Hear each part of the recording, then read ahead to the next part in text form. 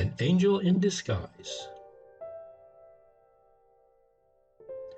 Idleness, vice, and intemperance had done their miserable work, and the dead mother lay cold and still amid her wretched children. She had fallen upon the threshold of her own door in a drunken fit, and died in the presence of her frightened little ones. Death touches the spring of our common humanity. This woman had been despised, scoffed at, and angrily denounced by nearly every man, woman, and child in the village. But now, as the fact of her death was passed from lip to lip in subdued tones, pity took the place of anger and sorrow of denunciation. Neighbors went hastily to the old tumble-down hut in which she had secured little more than a place of shelter from summer heats and winter cold. Some with grave clothes for a decent interment of the body, and some with food for the half-starving children, 3 in number. Of these, John, the eldest, a boy of 12, was a stout lad, able to earn his living with any farmer. Kate, between 10 and 11, was a bright, active girl out of whom something clever might be made if in good hands. But poor little Maggie, the youngest, was hopelessly diseased. 2 years before, a fall from a window had injured her spine, and she had not been able to leave her bed since, except when lifted in the arms of her mother. What is to be done with the children was the chief question now. The dead mother would go underground and be forever beyond all care or concern of the villagers, but the children must not be left to starve.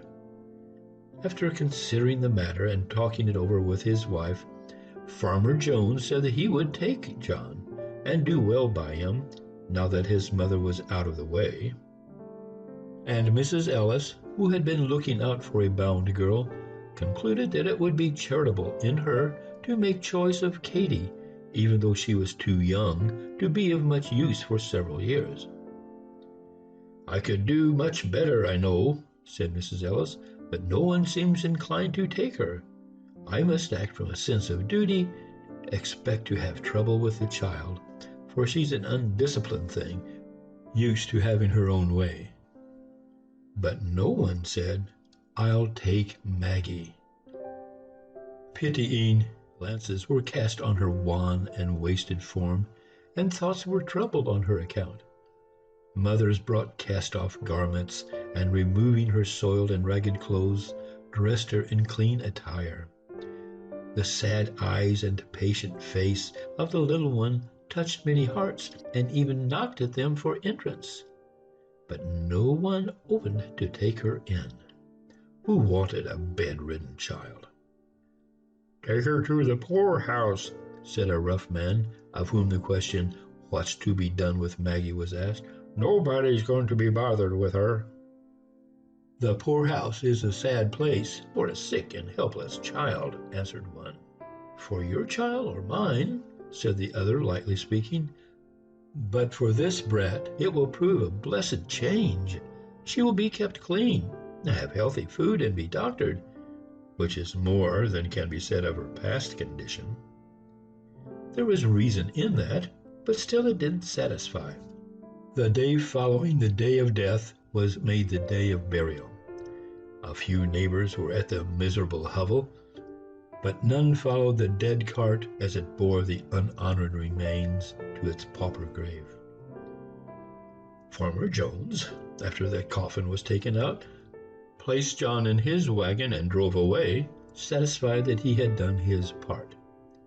Mrs. Ellis spoke to Kate with a hurried air. Bid your sister goodbye, and drew the tearful children apart ere scarcely their lips had touched in a sobbing farewell.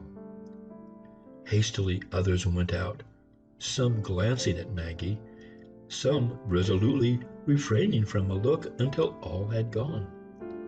She was alone. Just beyond the threshold, Joe Thompson, the wheelwright, paused and said to the blacksmith's wife, who was hastening off with the rest, It's a cruel thing to leave her so." "Then take her to the poorhouse. She'll have to go there," answered the blacksmith's wife, springing away and leaving Joe behind. For a little while the man stood with a puzzled air. Then he turned back and went into the hovel again. Maggie, with painful effort, had raised herself to an upright position and was sitting on the bed, straining her eyes upon the door, out of which all had just departed. A vague terror had come into her thin, white face. "Oh, Mr. Thompson," she cried out, catching her suspended breath, "don't leave me here all alone." Though rough in exterior, Joe Thompson the wheelwright had a heart, and it was very tender in some places. He liked children, and was pleased to have them come to his shop, where sleds and wagons were made or mended for the village lads without a draft on their hoarded sixpences. "No, dear," he answered in a kind voice, going to the bed and stooping down over the child, "you shan't be left here alone." Then he wrapped her with the gentleness almost of a woman in the clean bedclothes that some neighbor had brought, and, lifting her in his strong arms, bore her out into the air and across the field that lay between the hovel and his home. Now, Joe Thompson's wife, who happened to be childless, was not a woman of saintly temper, nor much given to self-denial for others' good, and Joe had well-grounded doubts touching the manner of greeting he should receive on his arrival. Mrs. Thompson saw him approaching from the window, and with ruffling feathers met him a few paces from the door as he opened the garden gate and came in. He bore a precious burden, and he felt it to be so. As his arms held the sick child to his breast, a sphere of tenderness went out from her and penetrated his feelings. A bond had already hoarded itself around them both, and love was springing to life. "What have you there?" sharply questioned Mrs. Thompson. Joe felt the child start and shrink against him. He did not reply except by a look that was pleading and cautionary, that said, "Wait a moment for explanations and be gentle," and passing in, carried Maggie to the small chamber on the first floor and laid her on a bed. Then, stepping back, he shut the door and stood face to face with his vinegar-tempered wife in the passageway outside. "You haven't brought home that sick brat?" Anger and astonishment were in the tones of Mrs. Joe Thompson. Her face was in a flame. "I think women's hearts are sometimes very hard," said Joe. Usually Joe Thompson got out of his wife's way, or kept rigidly silent and non-combative when she fired up on any subject. It was with some surprise, therefore, that she now encountered a firmly set countenance and a resolute pair of eyes. Women's hearts are not half so hard as men's. Joe saw by a quick intuition that his resolute bearing had impressed his wife, and he answered quickly and with real indignation, "Be that as it may, every woman at the funeral turned her eyes steadily from the sick child's face, and when the cart went off with her dead mother, hurried away and left her alone in that old hut with the sun not an hour in the sky." "Where were John and Kate?" asked Mrs. Thompson. Farmer Jones tossed John into his wagon and drove off. Katie went home with Mrs. Ellis, but nobody wanted the poor sick one. "Send her to the poorhouse," was the cry. "Well, why didn't you let her go then? What did you bring her here for?" "Oh, she can't walk to the poorhouse," said Joe. "Somebody's arms must carry her, and mine are strong enough for that task." "Then why didn't you keep on? Why did you stop here?" demanded the wife. "Because I'm not apt to go on fool's errands. The guardians must first be seen and a permit obtained." There was no gainsaying this. "When will you see the guardians?" was asked with irrepressible impatience. "Tomorrow." Why put it off till tomorrow? Go at once for the permit and get the whole thing off of your hands tonight." "Jane," said the wheelwright with an impressiveness of tone that greatly subdued his wife, "I read in the Bible sometimes and find much said about little children, how the Savior rebuked the disciples who would not receive them, how he took them up in his arms and blessed them, and how he said that whosoever gave them even a cup of cold water should not go unrewarded. Now, it is a small thing for us to keep this poor, motherless little one for a single night, to be kind to her for a single night, to make her life comfortable for a single night." The voice of the strong, rough man shook, and he turned his head away so that the moisture in his eyes might not be seen. Mrs. Thompson did not answer, but a soft feeling crept into her heart. "Look at her kindly, Jane. Speak to her kindly," said Joe. "Think of her dead mother and the loneliness, the pain, the sorrow that must be on all her coming life."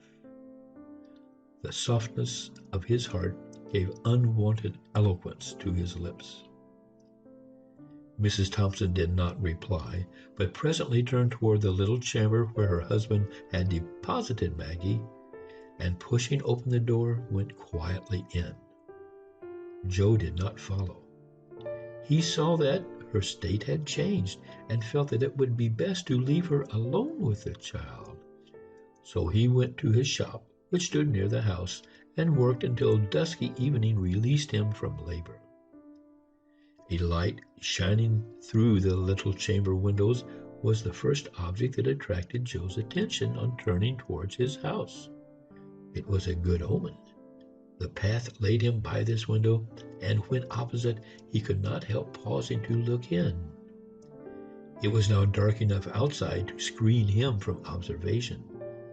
Maggie lay a little raised on the pillow with the lamp shining full on her face.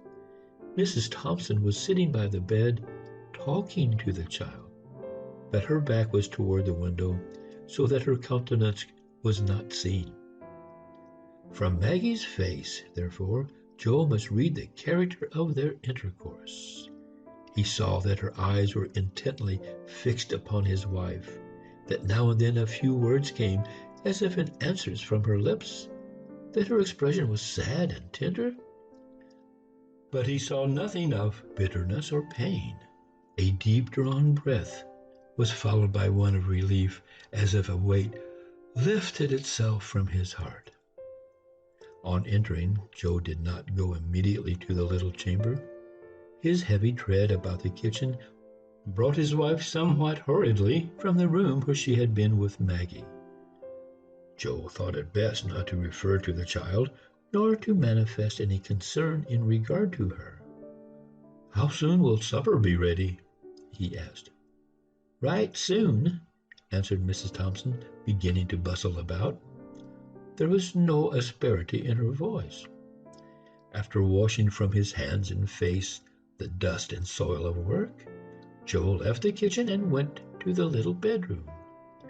A pair of large, bright eyes looked up at him from the snowy bed, looked at him tenderly, gratefully, pleadingly. How his heart swelled in his bosom! With what a quicker motion came the heartbeats! Joe sat down, and now, for the first time, examining the thin frame carefully under the lamplight, saw that it was an attractive face, and full of childish sweetness, which suffering had not been able to obliterate. "Your name is Maggie?" he said, as he sat down and took her soft little hand in his. "Yes, sir." Her voice struck a chord that quivered in a low strain of music. "Have you been sick long?" "Yes, sir." What a sweet patience was in her tone. "Has the doctor been to see you?" "He used to come." "But not lately?" "No, sir." "Have you any pain?"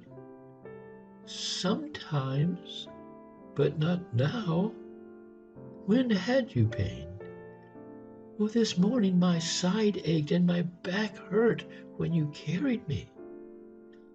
"It hurt you to be lifted or moved about?" "Yes, sir."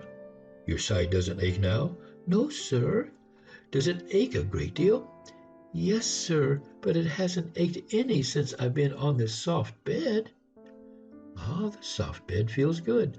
"Oh, yes, sir, so good." What a satisfaction mingled with gratitude was in her voice.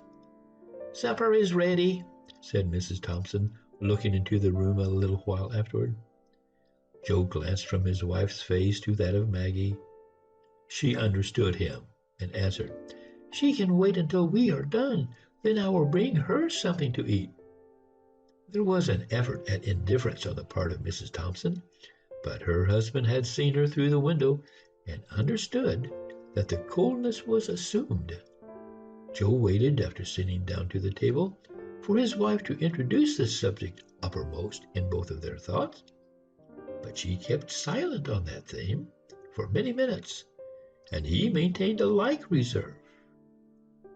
But at last she said abruptly, "What are you going to do with that child?" "I thought you understood me, that she was to go to the poorhouse," replied Joe, as if surprised at her question. Mrs. Thompson looked rather strangely at her husband for some moments, and then dropped her eyes. The subject was not again referred to during the meal.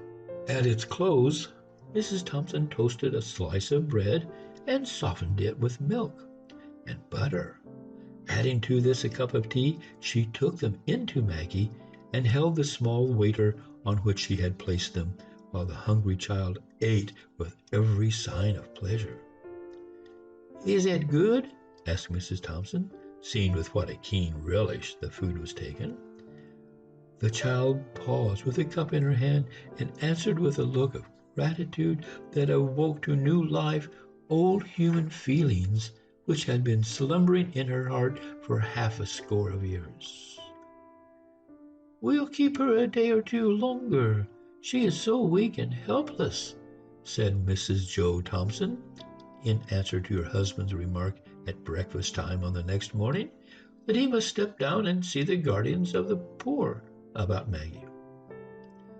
"Oh, she'll be so much in your way," said Joe.